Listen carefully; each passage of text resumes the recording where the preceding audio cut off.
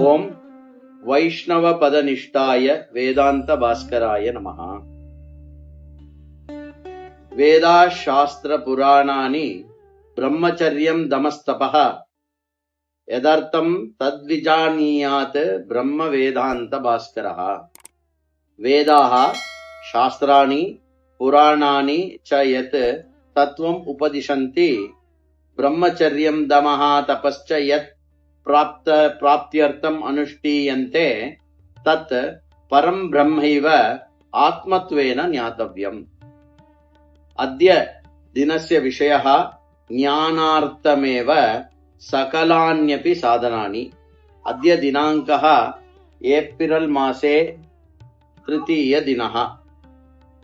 கட்டோபனிஷதில் இடம்பெறுகின்ற 1, 2, 15வது மந்திரமாகிய சர்வே வேதாக யத்பதம் ஆமனந்தி தபாம்சி சர்வாணி ச யத் வதந்தி என்ற இந்த மந்திரத்தை கொண்டு இன்று நாம் காணவிருக்கும் தலைப்பு அனைத்துமே ஓர் பிரம்ம தத்துவத்தை அறிவதற்குத்தான் என்ற ஒரு விஷயம்.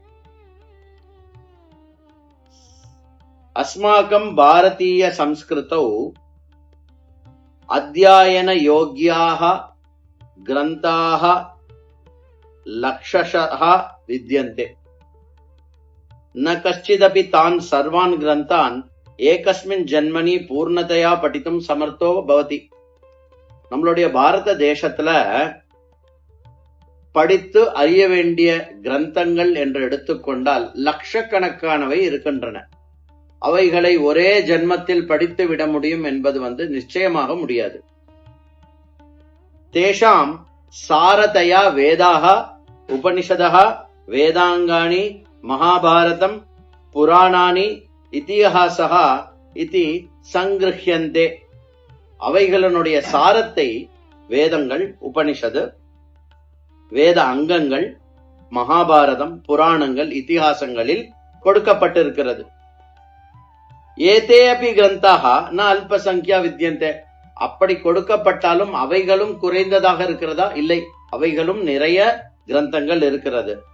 சர்வைரப்யேதௌ வேத சாஸ்திரௌ தாத்பர்யதயா பிரதிபாத்தியமானம் ஏகமேவ தத்துவம் நாம பரம் பிரம்ம. இந்த அனைத்து கடல் போல் இருக்கின்ற அனைத்து சாஸ்திரங்களும் ஒரே ஒரு தத்துவத்தை விளக்குவதற்கு தான் இருக்கிறது. அது என்னது? பரம் பிரம்ம.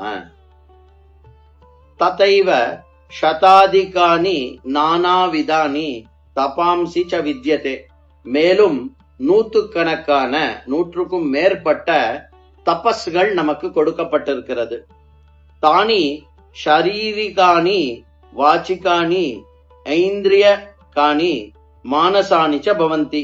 அவைகள் ஷரீரத்தை சம்பந்தப்பட்டதா, ஷரீரத்தை கொண்டதாகவும், வாக்குக்காகவும், இந்திரியங்களுக்காகவும், மனதிற்காகவும் கொடுக்கப்பட்டிருக்கிறது. பிரம்ம ஞான பிராப்திரேவஹி ஏதேஷாம் சர்வேஷாம் தபசாம் பரமம் லட்சியம். பிரம்ம ஞானம் ஒன்றை அடைவதற்கேதான் அனைத்து விதமான சாதனங்களும் தன்னுடைய குறிக்கோளாக கொண்டிருக்கிறது. மானவ ஜன்மனஹா பரமம் லட்சியம் நாம ஆத்ம ஞானமேவ. ஒருவன் பிறந்திருக்கிறான், அவனுடைய பிறப்பனுடைய லட்சியம் என்றால் அது ஆத்ம ஞானத்தை அடைவது மாத்திரமே. ததேவஹி பிரம்ம ஞானம். அதுவே பிரம்ம ஞானமாகும். ஆத்ம ஞானமே தான் பிரம்ம ஞானம். பிரம்மா வகதிர்ஹி பிரம்மா அவகதிர்ஹி மோக்ஷ சாதனம் பவதி. பிரம்மத்தை அறிவதேதான் மோக்ஷத்தினுடைய சாதனமாக இருக்கிறது. ஓம் வைஷ்ணவ பதனிஷ்டாய வேதாந்த பாஸ்கராய நமஹ.